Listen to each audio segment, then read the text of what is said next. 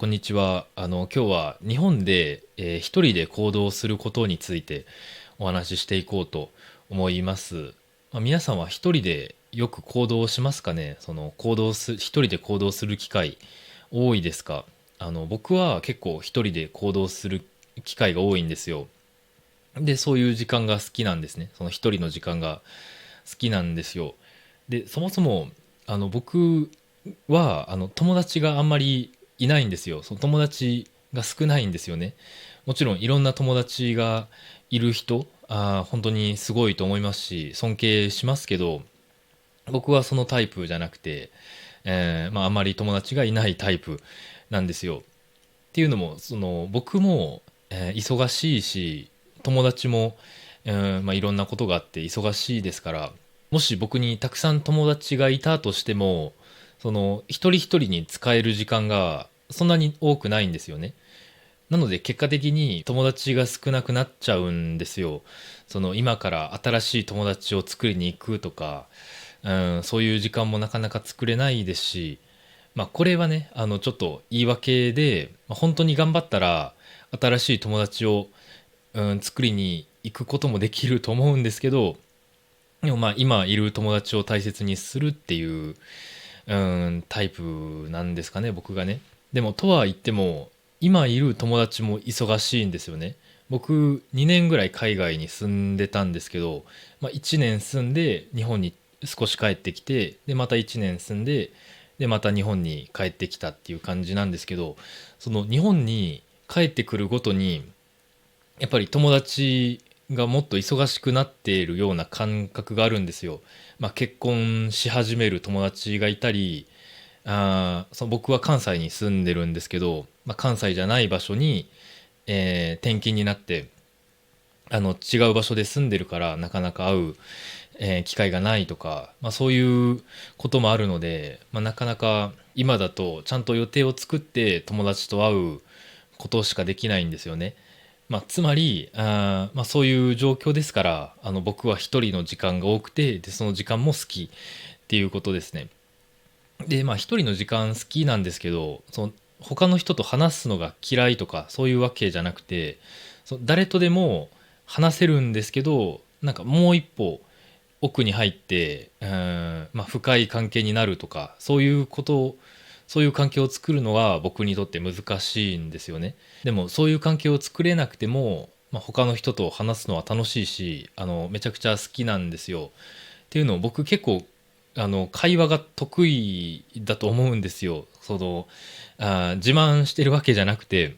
普段から、いろんな国の人と話しますから、普通の、平均的な人よりは、会話についての、引き出しが多いと思うんですよね。なので、その深いことについてあんまり何も知らないんですけど、いろんな人から話を聞いて、浅い知識がいっぱいある感じなので、それプラス、いろんな人に、質問できて、で、それに対するリアクションもできるから、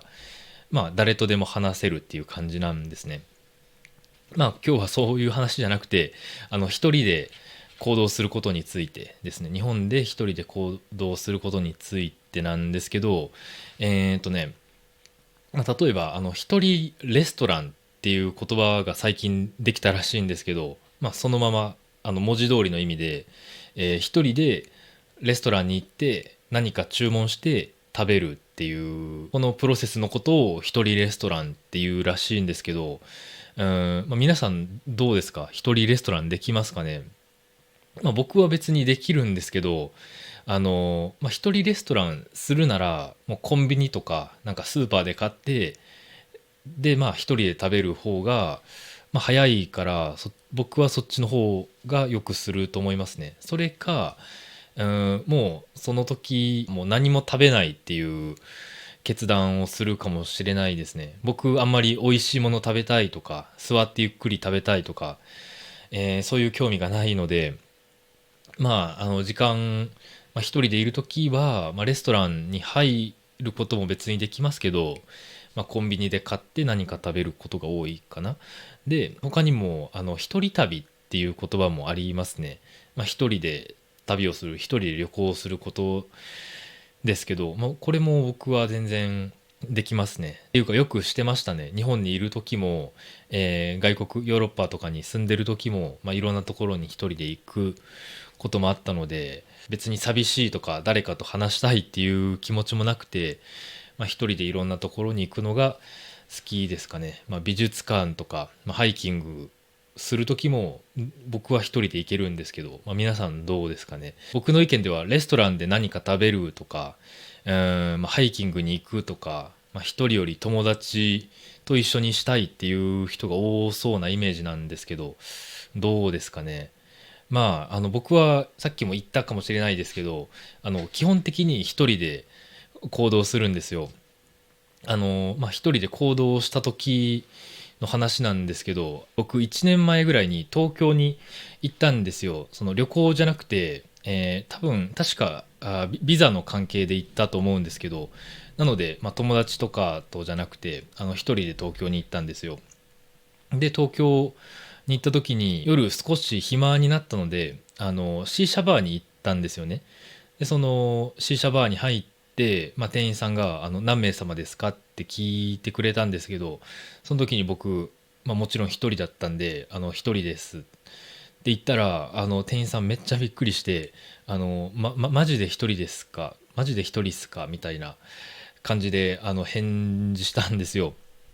笑いながらね。それで僕、もちろん一人だったんではい一人ですって言って、でなんかちょっと本当にびっくりした感じで分かりました、席までお連れしますって言って、席まで連れて行かれたんですけど、その C シャワー見たら他の人、大抵、友達ととかカップルでとかそういう感じのお客さんが多かったんで、多分僕がちょっと珍しかったからその店員さんびっくりしたと思うんですけど、やっぱりそういう場所に行く時ってなんか話しながらとかお酒飲みながら話すとかそういうことをしたい人が多いのかなと思ったんですけど、僕は別に一人で恥ずかしくなかったんで、一人でそういうシーシャバーに行って、そのまま帰ったんですけど、日本でこういう経験、店員さんにびっくりされた経験もあったんですけど、でも結構日本って一人用のサービスって結構多くて一人で行動するのも、結構楽なんじゃないかなと思うんですけど、例えば一人カラオケっていう言葉も最近できたらしいですね。その一人カラオケ、その略して、人からってその言われることもあるらしいんですけど、そのカラオケって大抵なんか友達と行ってそのカラオケボックスの中で歌うみたいなのが今まで普通だったんですけど、最近はその一人のためだけの一人で歌うためだけのブースがあって、そこに一人で入って一人で歌ってで帰るっていう、僕は一人カラオケしたことないんですけど、そういうのがそのストレス発散になったりそういうのが好きな人もいるんでしょうね。とか他にもその一人焼肉っていう言葉も最近人気そうですね。僕は行ったことないんですけど、大きい町に行ったら一人焼肉の店いろいろあるんですよ。東京も大阪も。でそのレストランをなんか外から見てるとみんなスマホ持ちながら焼肉焼いて、でその焼肉食べるっていう、ちょっとそうやってスマホを見ながらなんか一人だけのなんか狭い席で焼肉焼いて食べたいと思うほどそんなに焼肉食べたいんですかね。僕はあんまりそういう場所に行ったことがないのでわからないんですけど、言いたいことは日本でそういう一人用のサービスが多いので、一人で行動するのはしやすいんじゃないかなと思いますね。皆さんの国はどうですかね。こういう一人用のサービスとか一人でできること結構多いですかね。僕は一人で行動するのが好きで、よく一人で行動しますけど、一人用のサービス、そういう一人カラオケとか一人焼肉ってしたことがないんですよ。一人焼肉するなら僕普通のレストランに行きますし、別にそれが恥ずかしいことだと思わないんですけど、日本で結構そういうのが恥ずかしいと思う人がいるから、そういうサービスも人気なのかもしれないですね。まあ、そんな感じで今日は日本で一人で行動することについて